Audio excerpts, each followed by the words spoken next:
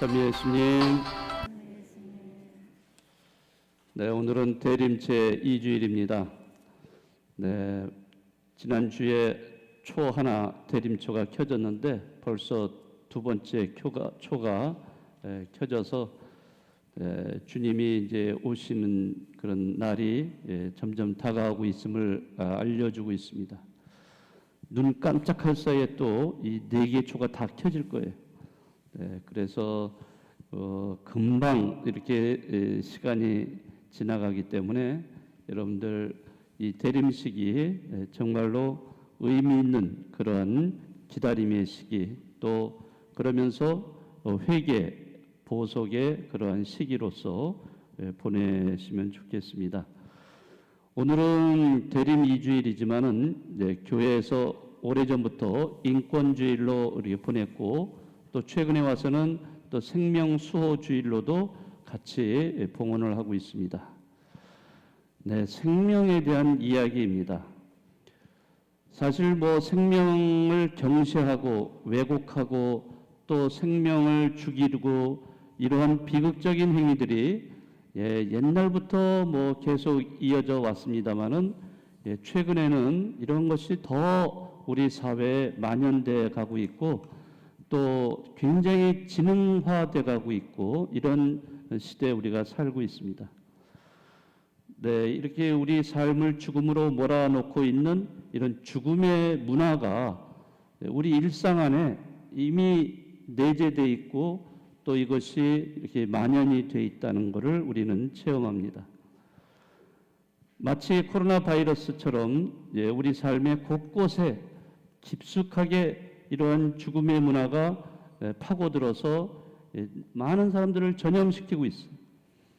그리고 또 무증상 증상자처럼 자기 자신도 이렇게 모르게 자기 생명을 위협하게 할 뿐만 아니라 또 남의 생명까지도 위험에 빠뜨리게 하는 이런 죽음의 문화, 이런 것들이 일상화되어 있다는 거죠.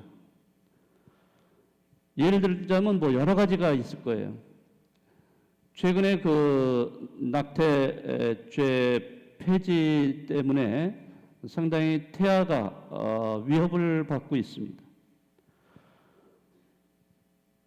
낙태에 관한 법이 폐지가 된다면 수많은 그 태아들, 하느님이 주신 생명은 보호받을 길이 없을 겁니다. 이 생명 문제는 태어날 그 아이에게만 국한되는 게 아니에요. 태어난 아이들조차도 생명의 위험을 받고 있는 이런 시대입니다. 아동학대라든지 아동유기, 이런 어린 생명을 위협하는 것들이 이제 사회 문제로 많이 대두되고 있습니다. 이 아동학대라는 것은 아이들에게 씻을 수 없는 정신적이고 신체적인 그런 상처를 남겨줍니다. 최근에 그 설문조사에 따르면요, 아동이나 청소년들 4명 중에 1명꼴로 학대를 받았다든지 방임된 상태에 있다든지 이런 경험을 한 적이 있다라고 이렇게 보고가 되고 있습니다. 그 아동과 청소년들의 4명 중에 1명이라면 굉장히 높은 퍼센테이지입니다.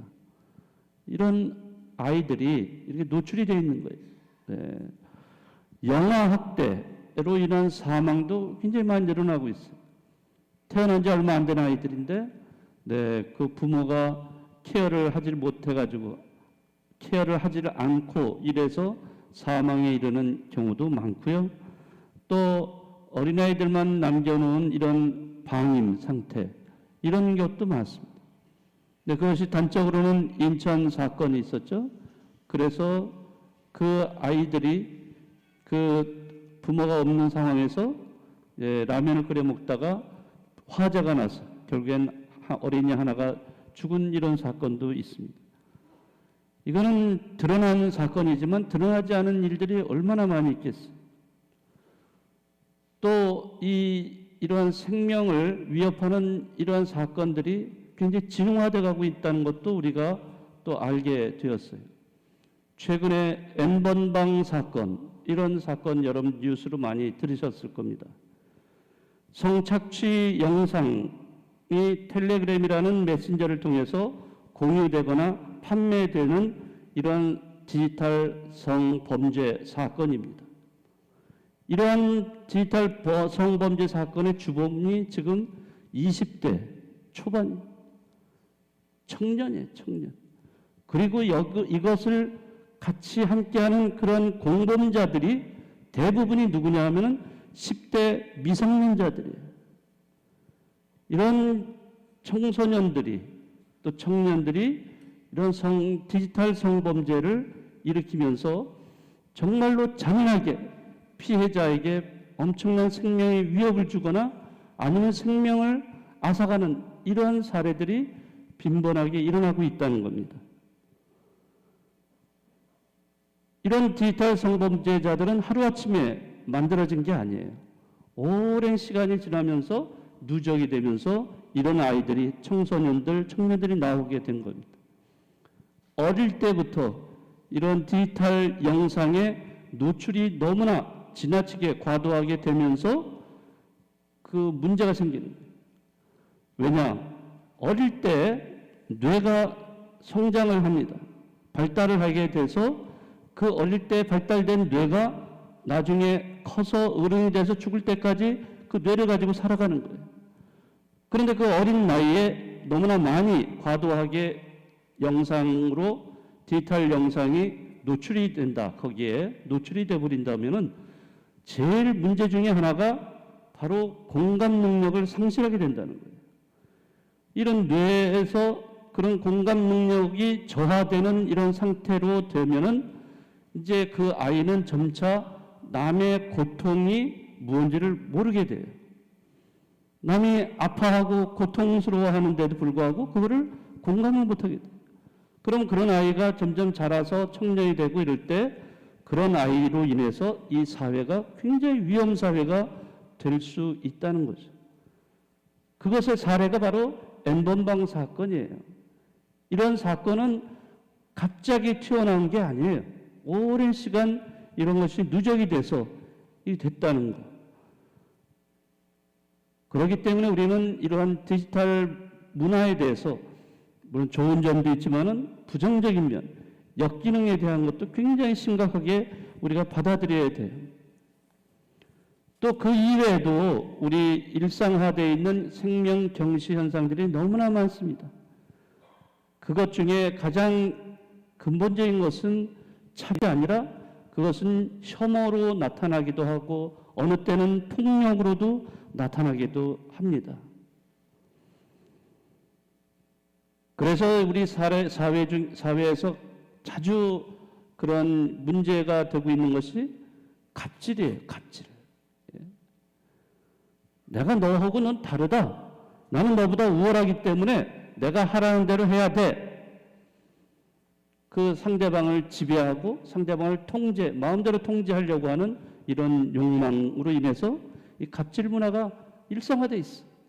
그러면은 그 상대방은 약한 존재는 한없이 피해자가 되고 거기에서 생명의 위협까지도 느끼게 되고 어느 때는 자살하는 사람도 생겨나고 이런 현상들이 이제 이렇게 보편적으로 나타나고 있어요.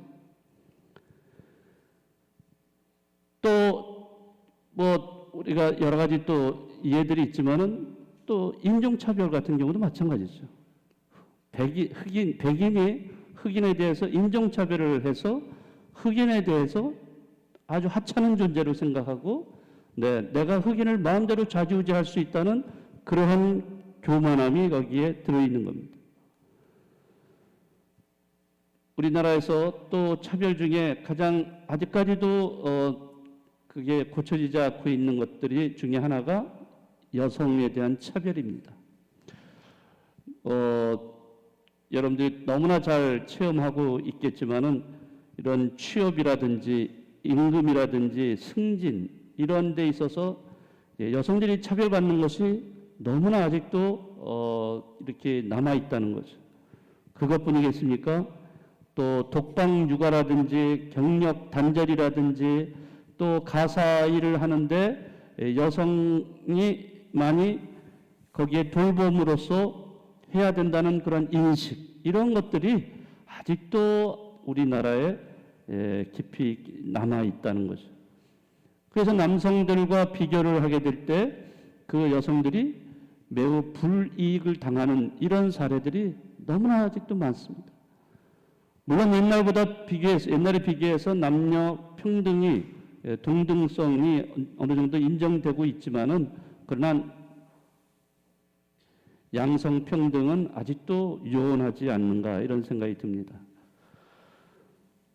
모든 생명은 소중하고 정말 존중받아야 합니다. 왜 그런가? 이 모든 생명이라는 것은 하느님에게서 나왔기 때문에, 생명이신 하느님으로부터 비롯되었기 때문에 모든 생명은 소중하고 존중받아야 됩니다. 내가 소중한 존재이듯이 누구든지 이웃, 그 상대방도 이제 소중한 존재예요. 우리는 하나님의 생명으로 서로가 연결되어 있습니다. 그래서 이것을 우리는 생명의 네트워크라고 이렇게 얘기를 합니다. 이런 생명의 네트워크로 인해서 우리는 하나님의 생명을 나누어서 이렇게 지닌채로 살아가고 있습니다. 네트워크가 되어 있다는 것은 굉장히 밀접하게 연결되어 있다는 것을 말합니다. 여러분들 우리 크레딧 카드, 신용카드를 가지시고 외국에 나가서 어디를 가든지 여러분들 물건을 사셔서 그거를 그 계산을 하시면은 그 자리에서 단 몇 초 만에 그게 끝나고 맙니다. 그만큼 전 세계적으로 이게 그 디지털 네트워크가 이루어져 있기 때문에 그렇게 계산이 가능한 거예요. 마찬가지예요. 우리가 하느님 생명 안에 모든 사람들이 서로가 연결되어 있는 네트워크가 되어 있어요. 그렇기 때문에 상대방이 아프면은 나도 아픔을 느끼게 되는 것이고, 상대방이 행복하고 기쁘면 나도 행복하고 기쁜 거예요. 그런데 이러한 것을 인식하지 못하고 단절을 시킨다든지 분리를 시켜서 네트워크가 되지 않는다면 문제가 생기는 거죠. 우리는 누구나 다 이러한 이웃에 대한 사회적인 책임을 가지고 있는 존재들입니다. 이웃을 무관심하거나 외면하거나 이렇게 해서는 안 된다는 거죠. 오늘 복음에서 구약의 마지막 예언자 세례자 요한이 등장을 합니다. 세례자 요한은 여러분이 잘 아시지만은 구약의 마지막 예언자이고 광야에서 외치는 정의의 소리였어요. 당시 사람들에게 회개하라고 외쳤습니다. 자, 이제 곧 메시아가 오실 거니까 여러분들은 준비를 해야 된다. 그 준비는 바로 회개하는 것이고, 회개의 표시로서 요르단강에 와서 세례를 받는 거였어요. 세례자 요한의 이런 세례 운동이 그 당시에 어마어마하게 사람들에게 영향을 미쳤어요. 수많은 사람들이 요르단강에 와서 세례를 받고 새로운 사람이 됩니다. 이게 바로 회개예요. 회개. 그러면 이 회개를 통해서 근본적인 것은 내가 하느님의 생명을 받은 사람이고 존재고, 또 옆에 있는 사람도 그렇고 우리는 서로가 연결된 이웃이라는 거예요. 그래서 우리는 사랑을 나눠야 된다는 그러한 것이 이런 세례를 통해서 깨닫게 되는 거죠. 자, 오늘 대림 시기를 보내면서 우리는 이 세례자 요한의 이러한 회개에 관한 메시지를 받습니다.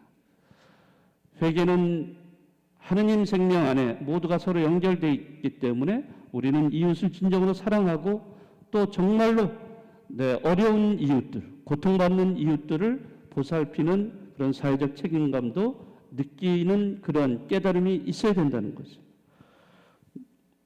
이제 예수님께서 이 세상에 빛으로 오신, 그분은 하느님, 그분의 아들로서 하느님의 생명을 우리에게 보여주십니다.